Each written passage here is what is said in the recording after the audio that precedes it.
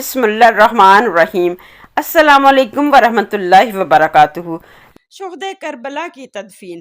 کربلا وہ سرزمین جہاں حق و باطل کی فیصلہ کن جنگ لڑی گئی، یہ وہ مقام ہے جہاں نواسۂ رسول حضرت امام حسین علیہ السلام اور ان کے جانثار ساتھیوں نے دین اسلام کی سربلندی کے لیے اپنی جانوں کا نذرانہ پیش کیا، جہاں سچائی نے اپنے لہو سے تاریخ رقم کی، جہاں حضرت امام حسین علیہ السلام اور ان کے وفادار ساتھیوں نے باطل کے مقابل حق کا پرچم بلند کیا۔ آج ہم آپ کو لیے چلتے ہیں ان پاکیزہ ہستیوں کی تدفین کے ان لمحات کی طرف جو رہتی دنیا تک ایمان، قربانی اور وفا کی گواہی دیتے رہیں گے۔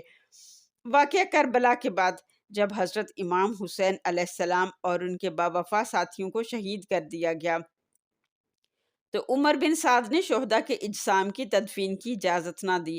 نہ صرف اجسام شہداء بے گورو کفن پڑے رہے، بلکہ یزیدی لشکر نے ان کے جسموں کی بے حرمتی بھی کی۔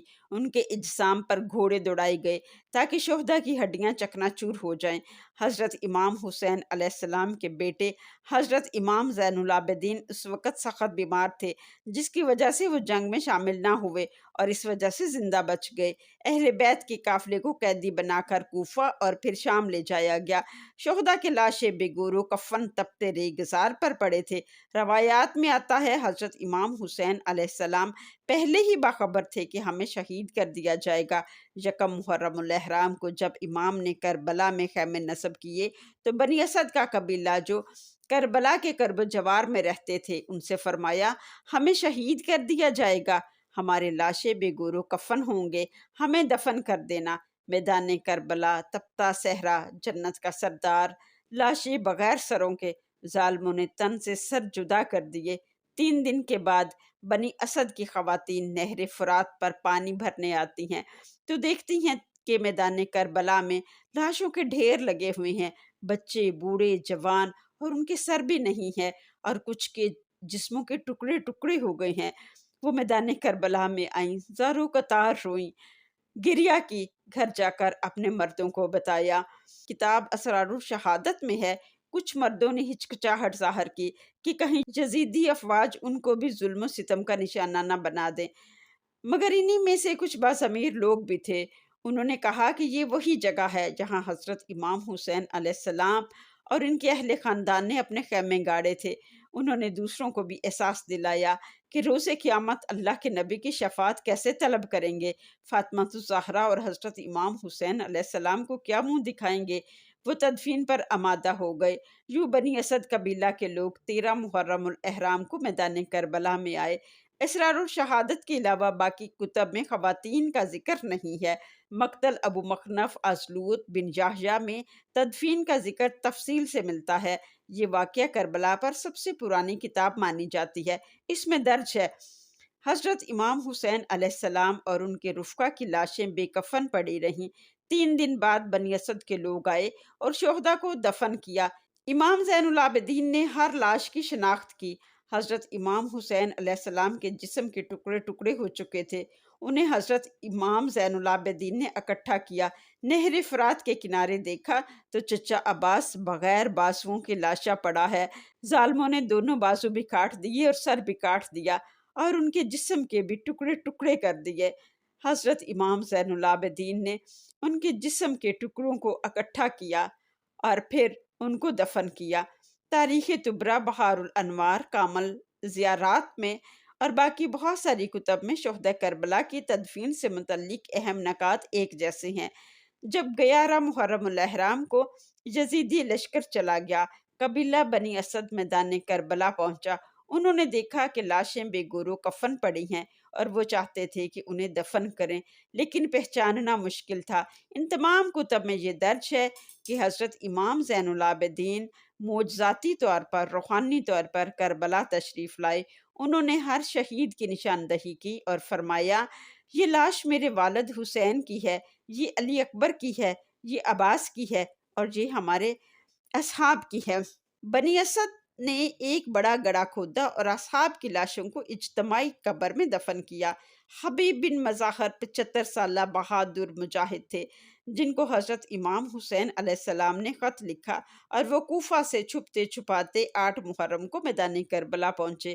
آپ کو دیکھ کر حضرت امام حسین علیہ السلام نے فرمایا، حبیب تم نے تنہائی میں بھی مجھے تنہا نہ چھوڑا، اللہ تم سے راضی ہو۔ ان کی لاش باہر رہ گئی۔ پھر ان کی قبر مبارک حضرت امام حسین علیہ السلام کی قبر سے تھوڑے فاصلے پر بنائی گئی، اور حضرت امام زین العابدین نے فرمایا، جو بھی زیارت کے لیے آئے پہلے میرے بابا کے دوست حبیب بن مظاہر کی زیارت کرے۔ اجتماعی قبور کو گنج شہداء کا نام دیا گیا۔ بہار الانوار کی روایت کے مطابق امام زین العابدین نے لاشوں کو غسل دیا، کفن دیا اور دفن بھی کیا۔ حضرت امام حسین علیہ السلام کو جہاں وہ شہید ہوئے وہیں دفن کیا گیا۔ حضرت عباس کو نہر کے قریب دفن کیا گیا۔ لحوف میں لکھا ہے کہ امام نے ہر شہید کو ان کی جگہ دفن کیا۔ حضرت امام حسین علیہ السلام کو ان کے مقتل کی جگہ، حضرت علی اکبر کو ان کے پہلو میں، حضرت عباس کو میدان سے دور نہر کے کنارے دفن کے وقت امام زین العابدین نے فرمایا، اے میرے بابا، آپ کے بعد دنیا تنگ ہو گئی ہے۔ اے بابا حسین، میں آپ کو آپ کے جد باپ اور ماں کے سپرد کرتا ہوں۔ بہار الانوار میں تدفین کا ذکر نہایت روحانی اور تفصیلی انداز میں موجود ہے، جبکہ لحوف میں تدفین کا مختصر لیکن غم انگیز اور معتبر بیان ہے۔ دونوں کتب کے مطابق بلکہ تمام کتب کے مطابق حضرت امام زین العابدین کی رہنمائی میں تدفین عمل میں آئی، اور یہ عمل قبیلہ بنی اسد کی مدد سے مکمل ہوا۔ اہل بیت کا قافلہ پہلے کوفہ ابن زیاد کے دربار میں پیش کیا گیا، پھر شام یزید کے دربار میں، جہاں حضرت زینب سلام اللہ علیہ اور حضرت امام زین العابدین نے خطبے دیے۔ عوام اور سیاسی دباؤ کی وجہ سے یزید نے اہل بیت کو واپس مدینہ جانے کی اجازت دی۔ اہل بیت کا قافلہ 20 صفر کو 40 دن کے بعد کربلا واپس آیا۔ اس دن کو یوم اربعین کہا جاتا ہے۔ اس دن کو تکملِ تدفین بھی کہا جاتا ہے۔ اہل بیت کے ساتھ شہداء کے سر مبارک تھے، جو ظالموں نے تن سے جدا کر دیے تھے۔ امام زین العابدین نے قبر مبارک کو کھولا، پھر ہر جسم کے سر کو اس کے ساتھ لگا کر دوبارہ دفن کیا۔ اہل بیت نے 3 دن کربلا میں قیام کیا، گریہ زاری کی اور نوحہ کیا۔ کامل الزیارات از ابن کولیہ کمی میں بیان ہے کہ یہ کتاب زیادہ تر اہل بیت سے منقولہ روایات پر مشتمل ہے، جنہیں مصنف نے سکہ راویوں سے جمع کیا ہے۔